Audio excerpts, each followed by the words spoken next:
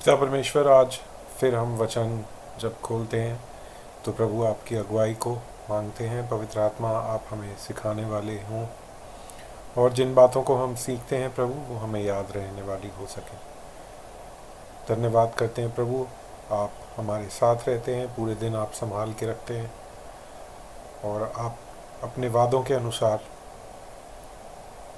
आप हमारे साथ हैं। पिता परमेश्वर, धन्यवाद के साथ ये प्रार्थना प्रभु यीशु के नाम से मैं मांगता हूँ, आमीन। दोस्तों, अभी तक हमने 11 अध्याय में पॉल के कुछ आर्ग्यूमेंट्स सुने। किस तरह से पौलुस ने बताया कि यहूदी, यूनानी, अन्य जातियाँ सब पापी हैं। कोई भी व्यक्ति व्यवस्था के पालन से या अपने अच्छे कामों से परमेश्वर के सामने धर्मी नहीं ठहर सकता। परमेश्वर के सामने धर्मी ठहरने का एकमात्र रास्ता है उसके दिए गए अनुग्रह को विश्वास के द्वारा ग्रहण करना और उसके बेटे हमारे उद्धारकर्ता प्रभु यीशु मसीह पर विश्वास करना। पौलुस 11वां जो अध्याय है रोमियो की पत्री का, उसके अंत में कहता है कि सब कुछ परमेश्वर ने बनाया और सब कुछ परमेश्वर के लिए, उसकी महिमा के लिए बना। और क्योंकि सब कुछ परमेश्वर का है, परमेश्वर ने बनाया है, अपनी महिमा के लिए बनाया है, हमें भी परमेश्वर ने अपनी महिमा के लिए बनाया है। तो यहाँ 12वां जो अध्याय है उसको शुरू करते हुए पौलुस बोलता है, इसलिए हे भाइयों, मैं तुमसे परमेश्वर की दया स्मरण दिलाकर विनती करता हूँ। परमेश्वर की दया जो हमारे ऊपर हुई, विश्वासियों के ऊपर हुई, जिसके द्वारा हमने उद्धार पाया है, उस दया को मैं तुम्हें याद दिलाकर, स्मरण दिलाकर तुमसे विनती करता हूँ कि तुम क्या करो, अपने शरीरों को जीवित और पवित्र और परमेश्वर को भाता हुआ बलिदान करके चढ़ाओ। यही तुम्हारी आत्मिक सेवा है। अपने शरीर को परमेश्वर के लिए बलिदान करने का क्या मतलब है? इसका मतलब ये नहीं है कि आप अपनी बलि दे दो, अपने शरीर की बलि दे दो, लेकिन जीते जी शरीर को जीवित बलिदान। जीवित बलिदान का मतलब कि हम जिंदा हैं लेकिन हम परमेश्वर के लिए जीते हैं। अपनी इच्छाओं के अनुसार हम नहीं चलते, हम परमेश्वर की बताई आज्ञाओं के अनुसार चलते हैं और उसकी महिमा के लिए उसके बताए रास्ते पे चल के अपना जीवन बिताते हैं या बिताने की कोशिश करते हैं। और इससे भी हम उद्धार पाने की कोशिश नहीं कर रहे, पर क्योंकि हमें करुणा, परमेश्वर की दया ऑलरेडी मिल चुकी है, इसलिए अब हम ऐसा जीवन बिताना चाहते हैं, क्योंकि ये हमारी आत्मिक सेवा है। और इस संसार के सदृश्य ना बनो, मतलब इस संसार के जैसे मत बनो, परंतु तुम्हारी बुद्धि के नए हो जाने से तुम्हारा चाल चलन भी बदलता जाए, जिससे तुम परमेश्वर की भली और भावती और सिद्ध इच्छा अनुभव से मालूम करते रहो। अब देखिए, ये बहुत इम्पॉर्टेंट पैसेज है और इसके बारे में पहला यूहन्ना में भी बात होती है कि हम संसार जैसे ना बने। आज के दिन अगर हम इंस्टाग्राम पे देखें तो बहुत सारे लोग हैं जो कि क्रिश्चियन चैनल चला रहे हैं। यंगस्टर्स हैं, कम उम्र के बच्चे हैं, शायद कॉलेज में होंगे या कॉलेज पास आउट करके बाहर आए हैं, तो उन्होंने इंस्टाग्राम पे, यूट्यूब पे अपने क्रिश्चियन चैनल्स खोल रखे हैं। लेकिन कहीं ना कहीं उनको देख के ये पता लगता है कि उनका उद्देश्य फेमस होना था और फेमस होने के लिए उन्होंने ये रास्ता चुना है।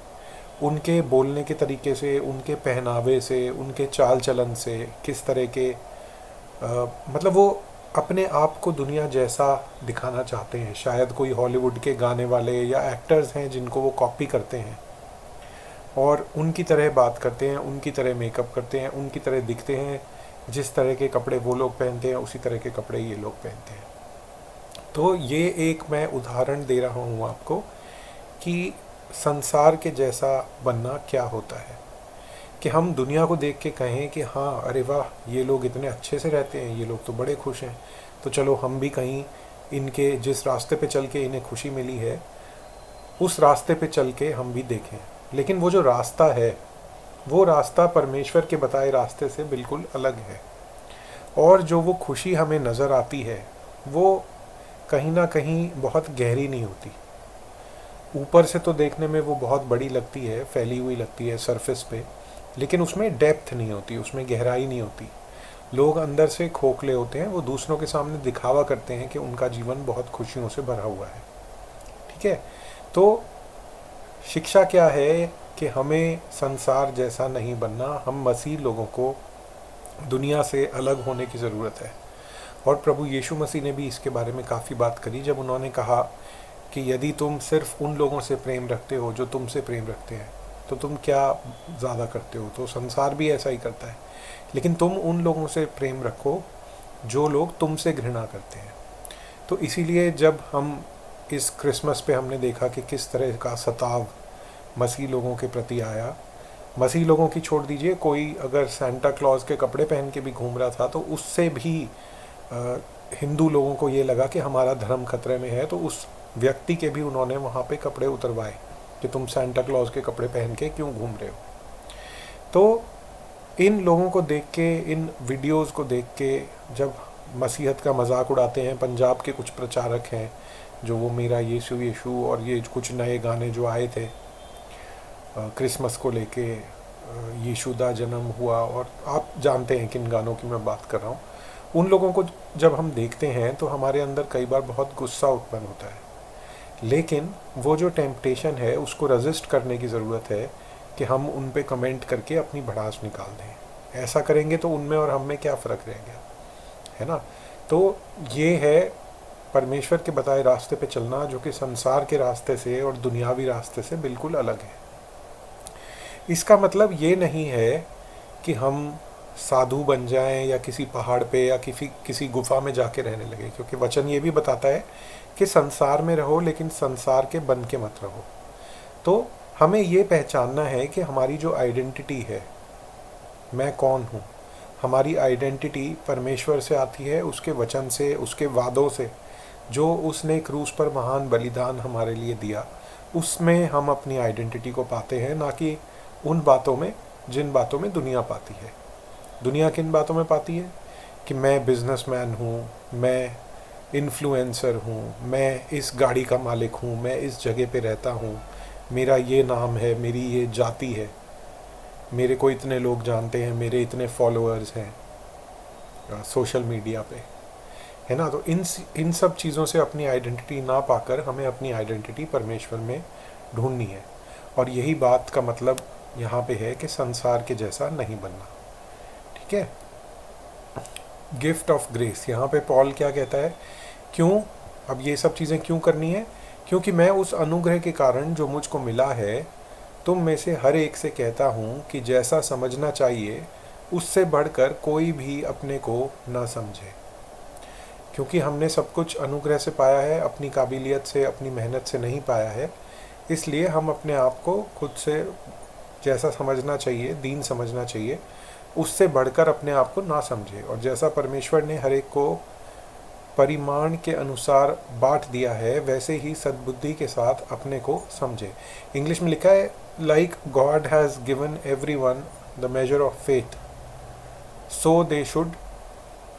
इसको हम देख लेते हैं जिससे कि मैं गलत ना बताऊं आपको। 3 For I say through the grace given to me and to every man that is among you, not to think of himself more highly than he ought to think, but to think soberly, according as God has dealt to every man the measure of faith।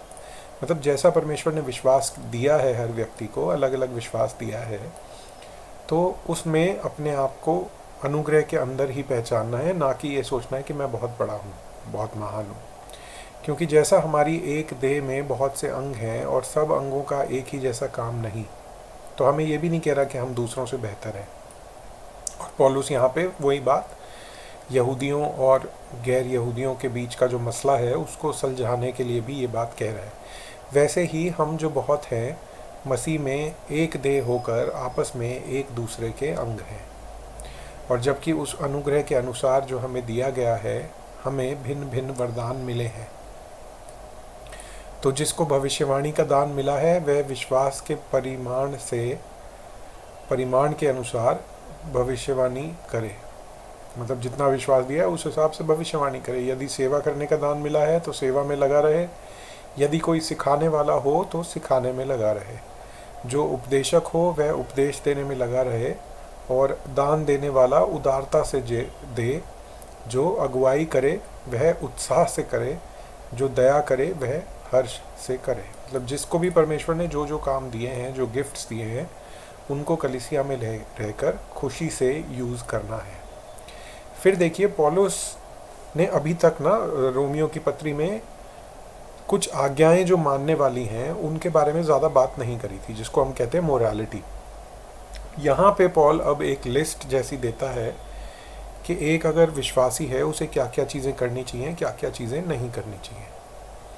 ठीक है। और जबकि हम अगर किसी और धर्म वाले से बात करें, किसी और धर्म के व्यक्ति से बात करें, तो वो ये कहेंगे कि जो हमारी किताबों में लिखा है वही आपकी किताबों में लिखा है, वही इस्लाम में लिखा है, सब किताबों में एक जैसी बातें लिखी हैं। लेकिन ऐसा नहीं है।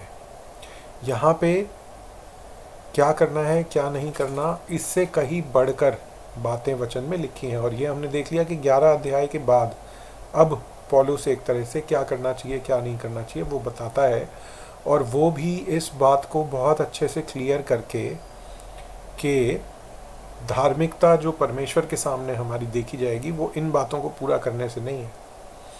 ठीक है। क्या बोलता है वो? प्रेम निष्कपट हो, बुराई से घृणा करो, भलाई में लगे रहो, भाईचारे के प्रेम से एक दूसरे पर स्नेह रखो, परस्पर आदर करने में एक दूसरे से बढ़ चलो, प्रयत्न करने में आलसी न हो, आत्मिक उन्माद में भरे रहो, प्रभु की सेवा करते रहो, आशा के विषय में आनंदित, कलेश के विषय में धैर्य रखें, और प्रार्थना के विषय में स्थिर रहें। अब देखिए हिंदी में ना कितना मतलब ख़त्म हो जाता है, या पता नहीं शायद मुझे ही लगता है ऐसा। इंग्लिश में देखिए लिखा है रिजॉइसिंग इन होप, मतलब एक जो आशा हमें प्रभु में मिलती है कि हम अनंत जीवन के वारिस हैं, और प्रभु के जो वादे हैं कि जहाँ प्रभु हैं वहाँ हम भी होंगे, उनमें हमें खुश होना है। तो ये हमारी आशा है कि प्रभु के वादे सच्चे हैं, और इन वादों से हमें खुशी मिलती है। तो we rejoice in hope. Patient in tribulation, हर विश्वासी के ऊपर परेशानी का समय आएगा, आज नहीं तो कल, या तो आया है या आएगा या आने वाला है। कोई अगर ये कहता है कि आप विश्वास में आने के बाद बीमार नहीं पड़ेंगे तो ये गलत है, वचन ऐसा नहीं बोलता। ठीक है। और ट्रिब्यूलेशन जो है वो किसी भी रूप में आ सकती है, बीमारी के रूप में आ सकती है, हमारे रिश्तों में परेशानियों के रूप में आ सकती है, फाइनेंशियल आर्थिक तंगी के रूप में आ सकती है, भविष्य को लेके क्या होगा उस बारे में आ सकती है, बहुत सारे बाहरी सताव भी हो सकते हैं। तो उन समय में हमें धैर्य रखना है, खुश होना है अपनी आशा में जो हमें प्रभु में मिलती है, धैर्य रखना है परेशानी के समय में, कंटिन्यूइंग इंस्टेंट इन प्रेयर, और लगातार प्रार्थना में लगे रहना है। इंस्टेंट का मतलब सबसे पहली चीज़, हमें तत्पर रहना है, जब कुछ हो तब प्रार्थना में बनना है, पर प्रार्थना करनी है सबसे पहली चीज़, ना कि आखिरी चीज़। ठीक है ना। पवित्र लोगों को जो कुछ अवश्य हो उसमें उनकी सहायता करो, पहुनाई करने में लगे रहो। पहुनाई क्या होता है? शायद चैरिटी होता हो, हॉस्पिटैलिटी। हाँ, मतलब जैसे घर आए मेहमान की सेवा करते हैं ना, उस तरह से हॉस्पिटैलिटी में लगे रहो। अपने सताने वालों को आशीष दो, श्राप ना दो। जो वही बात मैं आपको कह रहा था अभी, ये इंस्टाग्राम रील्स वगैरह देख के, आनंद करने वालों के साथ आनंद करो और रोने वालों के साथ रो। आपस में एक सा मन रखो, अभिमानी न हो परंतु दीनों के साथ संगति रखो। देखिए मसीह लोगों के लिए ये बहुत ज़रूरी है कि हम अभिमानी ना हो। अगर कोई मसीह व्यक्ति है जिसके पास पैसा है तो वो कलीसिया में ये ना सोचे कि मैं सिर्फ जिन लोगों के पास मेरे जैसा पैसा है, मेरे जैसी गाड़ी है, मेरे जैसा रहन सहन है, सिर्फ उन्हीं लोगों से मैं बात करूँगा। ठीक है ना, ये गलत है, ये अभिमानी होना है। परंतु दीनों के साथ संगति रखो। और दीन जो हैं उनके साथ संगति ये सोच के नहीं कि मैं बहुत बड़ा उपकार कर रहा हूँ या ये गरीब है इसकी मैं मदद कर रहा हूँ, पर जैसे आप अपने दोस्त से बात करते हैं वैसे ही उनसे बात कीजिए, वैसे ही संगति उनके साथ भी रखिए जैसी आप अपने ओहदे वालों के साथ रखते हैं। अपनी दृष्टि में बुद्धिमान न हो, बुराई के बदले किसी से बुराई न करो, और जो बातें सब लोगों के निकट भली हैं उनकी चिंता किया करो। जहाँ तक हो सके तुम भरसक सब मनुष्यों के साथ मेल मिलाप रखो। इंग्लिश में लिखा है live at peace with all men as much as it depends on you, मतलब जहाँ तक तुम्हारे ऊपर बात है लोगों के साथ शांति से रहो। अब इसमें सब आ गए, आपके पड़ोसी भी आ गए, आपकी वाइफ भी आ गई, आपके जिनके साथ आप काम करते हैं अगर आप जॉब में हैं वो लोग भी आ गए, पुलिस वाले भी आ गए, सब आ गए इसमें, है ना। तो जहाँ तक हो सके सब मनुष्यों के साथ शांति से मेल मिलाप से रहो। हे प्रियो, अपना बदला न लेना, इसके बाद भी अपनी तरफ से शांति के साथ रहने के बाद भी कई बार ऐसा होता है कि हम शांति की वजह से कुछ नहीं बोलते, अपने अधिकारों को भी छोड़ देते हैं। हमारे साथ बुरा होता है, हम रिटेलिएट नहीं करते सिर्फ इसलिए कि प्रभु का वचन कहता है कि चलो शांति से रहो। तो उस परिस्थिति में क्या होगा, अपना बदला हम नहीं लेते क्योंकि हम शांति पसंद हैं। परंतु परमेश्वर के क्रोध को अवसर दो, क्योंकि लिखा है बदला लेना मेरा काम है, प्रभु कहता है मैं ही बदला दूंगा। अगर कोई ऐसा है जिसने आपके साथ बहुत अन्याय किया है और आप परमेश्वर की बात मानकर शांति बनाए हुए हैं तो आपका बदला परमेश्वर देंगे, ऐसा इस वचन में लिखा है।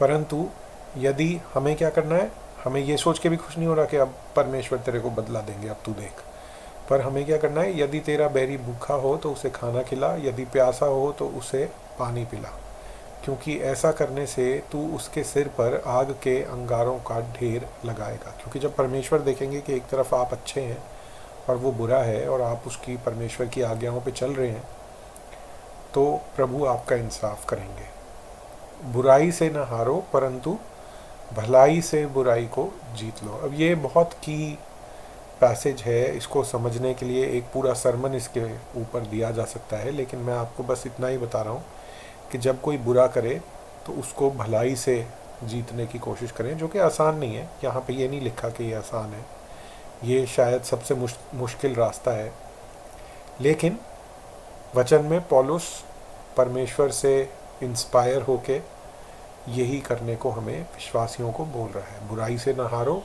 परंतु भलाई से बुराई को जीत लो, कि जितनी कोई बुराई करे उससे ज़्यादा हम उसके लिए भलाई करें, तो कहीं ना कहीं वो चीज़ ख़त्म हो जाएगी, जो बैर है वो ख़त्म हो जाएगा। ठीक है, तो आइए हम प्रार्थना करते हैं। प्रभु, इन सब बातों को जब हम पढ़ते हैं, ये बहुत अच्छी, सच्ची और बड़ी बातें हैं, लेकिन हम जानते हैं प्रभु इन बातों को हम अपनी ताकत से कभी भी पूरा नहीं कर सकते।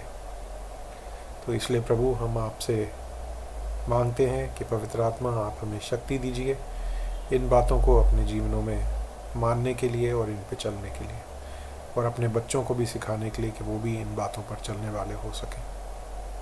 धन्यवाद करते हुए पिता, ये प्रार्थना मैं प्रभु यीशु मसीह के नाम से मांगता हूँ, आमीन।